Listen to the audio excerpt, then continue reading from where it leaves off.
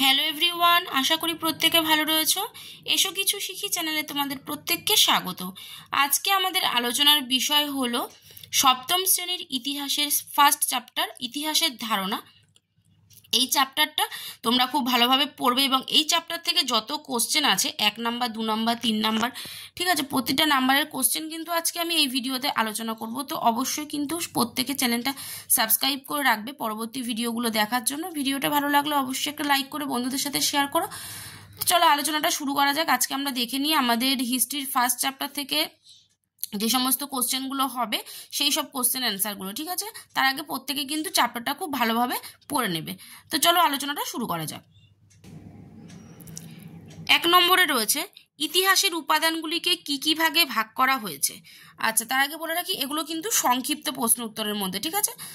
তাহলে first question কি বলছে, ইতিহাসের উপাদানগুলোকে কি কি ভাগে ভাগ করা হয়েছে। উত্তর লিখব, ইতিহাসের উপাদানগুলোকে নানা ভাগে ভাগ করা হয়েছে, যেমন লেখ, মুদ্রা, স্থাপত্য ভাস্কর্য ও লিখিত উপাদান। 2 নম্বরের প্রশ্ন বলছে লেখ কাকে বলে। উত্তর হবে, পাথর বা ধাতুর পাতের লেখা থেকে পুরনো দিনের অনেক কথা জানা যায়, সেগুলিকে লেখ বলা হয়। নেক্সট কোশ্চেন বলছে তাম্রলেখ ও শিলালেখ কাকে বলে। উত্তর হবে, লেখগুলি তামার পাতে লেখা হলে তাকে বলা হয় তাম্রলেখ, আবার লেখগুলি পাথরের ওপর লেখা হলে তাকে বলা হয় শিলালেখ। চলে আসছি নেক্সট কোশ্চেনে, বলছে যে ইন্ডিয়া নামটি কিভাবে হলো। উত্তর হবে, খ্রিস্টপূর্ব 6ষ্ঠ-5ম শতকে গ্রিক ঐতিহাসিক হেরোডোটাস ইন্ডিয়া নামটি প্রথম ব্যবহার করেন। তিনি ভারতে কখনো আসেননি, পারসিক লেখপত্র থেকে ভারত সম্পর্কে জেনেছিলেন। উত্তর পশ্চিম ভারতের সিন্ধু নদীর বদ্বীপ এলাকা কিছুদিনের জন্য পারসিক সাম্রাজ্যের অন্তর্ভুক্ত হয়েছিল। তখন এই অঞ্চলের নাম হয় হিদুস। ইরানি ভাষায় দন্তেশ এর উচ্চারণ না থাকায় তা বদলে গিয়ে হয় হস্যই। ফলে সিন্ধু নদী বিধৌত অঞ্চলগুলি হিদুস নামে পরিচিত হয়। অপরদিকে গ্রিক ভাষায় এর উচ্চারণ না থাকায় তার বিকল্প হয় হস্যই। অতএব সিন্ধু হিদুস গ্রিক বিবরণে অনেকটা বদলে গিয়ে ইন্ডিয়া হয়ে যায়। নেক্সট কোশ্চেন বলছে হিন্দুস্তান নামটি কিভাবে পাওয়া যায়। উত্তর হবে, হিন্দুস্তান নামটি বিদেশি তথ্যসূত্রে পাওয়া গেছে। আরবি ফার্সি ভাষায় হিন্দুস্তানের কথা বারবার এসেছে। 262 খ্রিস্টাব্দে খোদিত ইরানের সাসানীয় শাসকের একটি শিলালেখতে হিন্দুস্তান শব্দটি পাওয়া যায়। 10ম শতকের শেষভাগে অজ্ঞাতনামা লেখক রচিত হুদুদ অল আলম গ্রন্থে হিন্দুস্তান শব্দটি দ্বারা সমগ্র ভারতকে বোঝানো হয়েছে। নেক্সট কোশ্চেন বলছে কোন সময়টিকে ভারতের ইতিহাসে আদি মধ্যযুগ বলা হয়। উত্তর হবে, ভারতের ইতিহাসে একটা বড় সময় ছিল যখন প্রাচীন যুগ ধীরে ধীরে শেষ হয়ে আসছে আর মধ্যযুগও পুরোপুরি শুরু হয়নি। সেই সময়টিকেই ঐতিহাসিকরা বলেন আদি মধ্যযুগ। নেক্সট কোশ্চেন, ইতিহাসের উপাদান বলতে কি বোঝায়। উত্তর হবে, পুরনো দিনের বহু জিনিস যা আজও রয়ে গেছে সেগুলি আমাদের অতীতের কথা জানতে সাহায্য করে। প্রাচীন ঘরবাড়ি, মন্দির মসজিদ, মূর্তি, টাকা পয়সা, ছবি ও বইপত্র থেকে আমরা একটা সময়কালে মানুষের বিষয়ে জানতে পারি। তাই এইগুলি হলো ইতিহাসের উপাদান। নেক্সট কোশ্চেন বলছে 8 নাম্বার কোশ্চেন, ইতিহাস পড়ার দরকার হয় কেন। উত্তর হবে, এমন অনেক ঘটনা এবং কাজ আগে ঘটেছে কিন্তু তার ছাপ আজও আমাদের চারপাশে রয়ে গেছে। সেই ঘটনা এবং কাজগুলি সম্বন্ধে আমাদের ধারণা থাকা দরকার। সেই ধারণা তৈরি করার জন্যই ইতিহাস পড়া দরকার। নেক্সট কোশ্চেন বলছে ইতিহাসে কেন সাধারণ মানুষ বা শিল্পীদের নাম কোথাও পাওয়া যায় না। উত্তর হবে, সে সময় শিল্প বা সাহিত্য সবেতেই সাধারণ গরিব মানুষের কথা খুব বেশি থাকতো না। তাতে বেশিরভাগই ছিল শাসকের গুণগানে ভরা। তাই সাধারণ কারিগর এবং শিল্পী যারা মন্দির বা স্থাপত্য বানিয়েছিলেন তাদের বেশিরভাগের নামই আমরা ইতিহাসে পাই না। নেক্সট কোশ্চেন, ইতিহাসের উপাদানগুলি নানা ভাগে বিভক্ত কেন। উত্তর হবে, ইতিহাসের সব উপাদান একই রকম নয়। একটা পুরনো মূর্তি, পুরনো মুদ্রা বা পুরনো বই এক জিনিস নয়। তাই ইতিহাসের উপাদানগুলিকেও নানা ভাগে ভাগ করা যায়, যেমন লেখ, মুদ্রা, স্থাপত্য ভাস্কর্য ও লিখিত উপাদান। পাথর বা ধাতুর পাতে লেখা থেকে পুরনো দিনের অনেক কথা জানা যায়, সেগুলিকে বলা হয় লেখ। তামার পাতের লেখগুলিকে বলা হয় তাম্রলেখ, পাথরের উপরের লেখগুলিকে শিলালেখ এবং কাগজের লেখাগুলিকে বলা হয় লিখিত উপাদান। নেক্সট কোশ্চেন বলছে, ইতিহাসে আদি মধ্যযুগ বলতে কি বোঝায়? উত্তর হবে, হঠাৎ করে বা রাতারাতি ইতিহাসের যুগ বদলে যায় না। যেমন দুপুরবেলা বলতে, কারণ সময়টা কিন্তু না সকাল না বিকেল। তেমনি ভারতের ইতিহাসে একটা বড় সময় ছিল যখন প্রাচীন যুগ ধীরে ধীরে শেষ হয়ে আসছে আর মধ্যযুগও পুরোপুরি শুরু হয়নি। ঐতিহাসিকরা সেই সময়টাকে বলেন আদি মধ্যযুগ। নেক্সট কোশ্চেন বলছে, বিদেশি বলতে কি বোঝায়? উত্তর হবে, বর্তমানে আমরা বিদেশি বলতে ভিন্ন দেশের বাসিন্দাকে বুঝি। আমাদের দেশ ভারত, তাই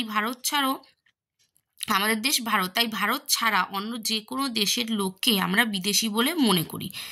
এবার আসছি অতি সংক্ষিপ্ত প্রশ্ন উত্তরে। ফার্স্ট কোশ্চেন কি বলেছে, ইতিহাসের সময় মাপতে গেলে কি কি প্রয়োজন হয়? উত্তর হবে, ইতিহাসে সময় মাপতে গেলে তারিখ, মাস, শতাব্দী, সহস্রাব্দ এইসব নানা সময় মাপার হিসাব প্রয়োজন। 2 নম্বর প্রশ্ন বলছে, ইতিহাস জানা কাকে বলে? উত্তর হবে, বছরের পর বছর ধরে ঘটা নানান ঘটনার এবং অনেক লোকের অনেক কাজ কারবারের কারণ এবং ফলাফল বোঝার চেষ্টা করাই ইতিহাস। নেক্সট কোশ্চেন বলছে, সে সময় বিজ্ঞানের ছোঁয়ায় কি কি বদলে গিয়েছিল? উত্তর হবে, সে সময় কুয়ো থেকে জল তোলা, তাঁত বোনা বা যুদ্ধের অস্ত্র নির্মাণ প্রভৃতি অনেক কিছুই বিজ্ঞানের ছোঁয়ায় বদলে গিয়েছিল। নেক্সট কোশ্চেন বলছে, ইন্ডিয়া নামটি প্রথম কে ব্যবহার করেন? উত্তর হবে, খ্রিস্টপূর্ব 6ম-5ম শতকে গ্রিক ঐতিহাসিক হেরোডোটাস ইন্ডিয়া নামটি প্রথম ব্যবহার করেন। নেক্সট কোশ্চেন, ইতিহাসের সময়কে কিভাবে ভাগ করা হয়েছে? উত্তর হবে, প্রাচীন, মধ্য ও আধুনিক এই 3 যুগে ইতিহাসের সময়কে ভাগ করা হয়েছে। নেক্সট কোশ্চেন বলছে, কিভাবে এদেশে আলু খাওয়ার চল শুরু হয়? উত্তর হবে, পর্তুগিজদের হাত ধরে এদেশে আলু খাওয়ার চল শুরু হয়। নেক্সট কোশ্চেন, সে যুগে কোনটি ধর্মপ্রচারের মাধ্যম হয়ে উঠেছিল? সাধারণ লোকের মুখের ভাষাই সে যুগে হয়ে উঠেছিল ধর্মপ্রচারের মাধ্যম। এরপর বলছে যে সঠিক উত্তরটি বেছে নিয়ে লেখো। ক দাগের বলছে যে ইতিহাসে সময় মাপতে হলে চাই নানা সময় দৈর্ঘ্য না ঘটনা মাপার হিসাব। তাহলে ইতিহাসে সময় মাপতে গেলে চাই নানা সময়। নেক্সট বলছে, পুরনো দিনের জিনিস আমাদের যে কথা জানতে সাহায্য করে অতীতের, ইতিহাসের নাকি সময়ের? তাহলে পুরনো দিনের জিনিস আমাদের যেসব কথা জানতে সাহায্য করে সেটা হচ্ছে অতীতের কথা। নেক্সট বলছে, তাজমহল বানিয়েছেন চোল রাজারা, সম্রাট শাহজাহান না বখতিয়ার খলজি? তাহলে তাজমহল বানিয়েছিলেন সম্রাট শাহজাহান। নেক্সট কোশ্চেন বলছে, ইন্ডিয়া নামটি প্রথম ব্যবহার করেছিলেন গ্রিক ঐতিহাসিক প্লেটো, থুকিডিডিস নাকি হেরোডোটাস? তাহলে এটা উত্তর হবে কিন্তু হেরোডোটাস। নেক্সট আসছে, ইরানি ভাষায় এর উচ্চারণ নেই ক, ম না দন্তের স? তাহলে ইরানি ভাষায় উচ্চারণ নেই হচ্ছে দন্তের স। নেক্সট বলছে, খ্রিস্টাব্দে ঘোষিত ইরানের সাসানীয় শাসকের একটি শিলালেখতে হিন্দুস্তান শব্দটি পাওয়া যায় যা ঘোষিত হয় 226 খ্রিস্টাব্দে, 622 খ্রিস্টাব্দে না 262 খ্রিস্টাব্দে? এটার উত্তর হবে 262 খ্রিস্টাব্দে। এবার আসছে 2 নম্বরে বলছে, শূন্যস্থান পূরণ করো। ড্যাশ নামধামগুলো নিয়ে দুশ্চিন্তা তবু থেকেই গেল। তাহলে উত্তর কি হবে? উত্তর হবে জটিল নামধামগুলো নিয়ে দুশ্চিন্তা তবু থেকেই গেল। তারপর বলছে, সাল, তারিখ, নাম, ধাম মুখস্থ থাকলেই ড্যাশ জানা যায় না। এটা হবে ইতিহাস জানা যায় না। সাল, তারিখ, নামধাম মুখস্থ থাকলেই ইতিহাস জানা যায় না। নেক্সট কোশ্চেন বলছে ভাঙাচোরা ছিঁড়ে যাওয়া উপাদানের টুকরোগুলো খুঁজে নেন ড্যাশরা। এটা হবে ঐতিহাসিকরা। ঐতিহাসিকরা। তারপরে বলছে ড্যাশ ভাষায় হ এর উচ্চারণ নেই। এটা হবে গ্রিক ভাষায় হ এর উচ্চারণ নেই। নেক্সট বলছে ড্যাশ নদী সংলগ্ন অঞ্চলকেই হিন্দুস্তান হিসাবে বোঝানো হয়েছে। তাহলে ড্যাশ নদী সংলগ্ন, এটা হবে কিন্তু সিন্ধু নদী সংলগ্ন।